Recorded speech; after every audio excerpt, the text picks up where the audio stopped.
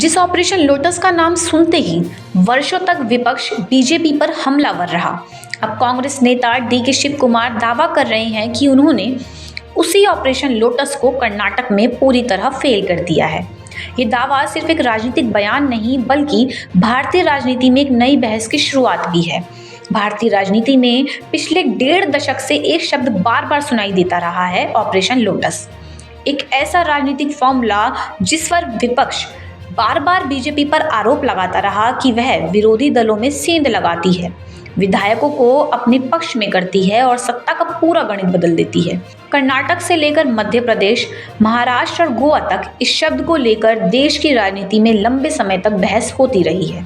लेकिन अब सवाल उल्टा खड़ा हो गया है। क्या वही बीजेपी अब अपने ही घर में सेंधमारी के शक से घिर गई है? क्या कर्नाटक में बीजेपी के कुछ विधायकों ने पार्टी की रणनीति पर ही पानी फेर दिया? और क्या जिस राजनीतिक खेल का आरोप बीजेपी वर्षों से अपने विरोधियों पर लगाती रही, आज उसी खेल की आहट उसके अपने घर में सुनाई दे रही है? कर्नाटक विधान परिषद चुनाव के नतीजों ने सिर्फ 7 सीटों का फैसला नहीं किया है, बल्कि देश की सबसे बड़ी राजनीतिक पार्टी के भीतर चल रही हलचल को भी उजागर कर दिया है। 7 सीटों के लिए हुए इस चुनाव में कांग्रेस ने 5 सीटों पर जीत दर्ज की, जबकि बीजेपी उम्मीद के मुताबिक प्रदर्शन नहीं कर पाई। लेकिन कहानी सिर्फ हार और जीत की नहीं, असली कहानी शुरू होती है चुनाव परिणाम आने के बाद, जब बीजेपी के भीतर क्रॉस वोटिंग की चर्चा तेज हो जाती है। सवाल उठने लगते हैं कि क्या बीजेपी के कुछ विधायकों ने पार्टी लाइन से अलग हटकर वोटिंग की? क्या पार्टी के भीतर ऐसी नाराजगी है जो अब चुनावी नतीजों में दिखाई देने लगी है? और अगर ऐसा हुआ तो आखिर इसका फायदा किसे मिला? यही वजह है कि मामला बेंगलुरु से निकलकर सीधे दिल्ली पहुंच गया है। बीजेपी का केंद्रीय नेतृत्व इस पूरे मामले को बेहद गंभीरता से ले रहा है। पार्टी ने प्रदेश नेतृत्व से जवाब मांगा है और स्थिति को समझने के लिए कर्नाटक बीजेपी के प्रदेश अध्यक्ष BY विजेंद्र, विधानसभा में विपक्ष के नेता R अशोक और राज्य प्रभारी राधा मोहन दास अग्रवाल को 23 जून को दिल्ली बुलाया है। दिल्ली में होने वाली इस बैठक में सबसे बड़ा सवाल यही होगा कि आखिर ऐसी नौबत आई कैसे?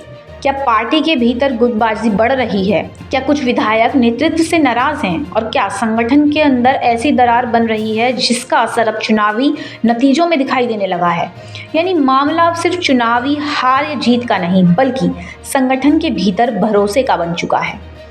लेकिन इस पूरी कहानी का दूसरा और बेहद अहम किरदार है डीके शिव कुमार, कर्नाटक के नए मुख्यमंत्री, कांग्रेस के संकट मोचक और ऐसे नेता जिन्हें राजनीतिक प्रबंधन का मास्टर कहा जाता है।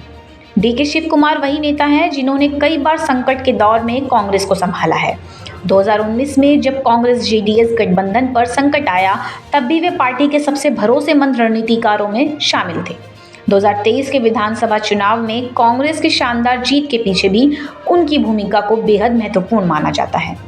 और अब विधान परिषद चुनाव में कांग्रेस की बड़ी जीत के बाद एक बार फिर उनका राजनीतिक कद और बढ़ता नजर आ रहा है। हालांकि ये कहना कि क्रॉस वोटिंग के पीछे सीधे तौर पर डीके शिव कुमार की कोई भूमिका थी, इसका कोई सार्वजनिक प्रमाण सामने नहीं आया है। लेकिन राजनीति में कई बार धारणाएं भी उतनी ही ताकतवर होती है जितने तथ्य, और इस वक्त सबसे बड़ी धारणा यही बन रही है कि कांग्रेस ने इस चुनाव को सिर्फ एक सामान्य चुनाव की तरह नहीं बल्कि एक राजनीतिक मनोवैज्ञानिक लड़ाई की तरह भी लड़ा है। उसने बीजेपी के भीतर मौजूद असंतोष को समझा, उसका राजनीतिक फायदा उठाया और आखिरकार बड़ी जीत हासिल करी। और शायद यही वजह है कि एक बार फिर ऑपरेशन लोटस की चर्चा शुरू हो गई है।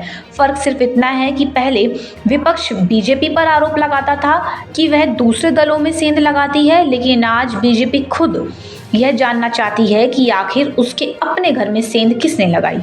क्यों पार्टी को अपने ही विधायकों पर शक करना पड़ रहा है और क्यों पार्टी नेतृत्व को दिल्ली में बैठकर जवाब मांगना पड़ रहा है? क्योंकि राजनीति में हार से वापसी की जा सकती है, चुनाव दोबारा जीते जा सकते हैं, लेकिन भरोसे की दरार को भरना सबसे मुश्किल काम होता है। और शायद यही वजह है कि कर्नाटक का यह चुनाव अब सिर्फ 7 सीटों का चुनाव नहीं रह गया है। ये बीजेपी के भीतर चल रही राजनीति, नेतृत्व की चुनौतियों और संगठन की एकजुटता की सबसे बड़ी परीक्षा बन चुका है। अब देखना होगा कि दिल्ली में होने वाली बैठक के बाद पार्टी इस संकट से कैसे बाहर निकलती है। क्या क्रॉस वोटिंग की गुत्थी सुलझेगी? क्या पार्टी अपने भीतर की नाराजगी को खत्म कर पाएगी? या फिर ये मामला आने वाले दिनों में और बड़ा राजनीतिक विवाद बन जाएगा। क्योंकि एक बात तो साफ है, चुनाव भले ही कर्नाटक में हुआ हो, लेकिन उसकी राजनीतिक झटके अब दिल्ली की सत्ता के गलियारों तक महसूस किए जा रहे हैं। और इसलिए यह सिर्फ चुनाव की कहानी नहीं, बल्कि सत्ता, रणनीति, भरोसे और बदलते राजनीतिक समीकरणों की सबसे बड़ी कहानी बन चुकी है। ऐसी ही खबरों के लिए देखते रहिए डायनामाइट न्यूज़।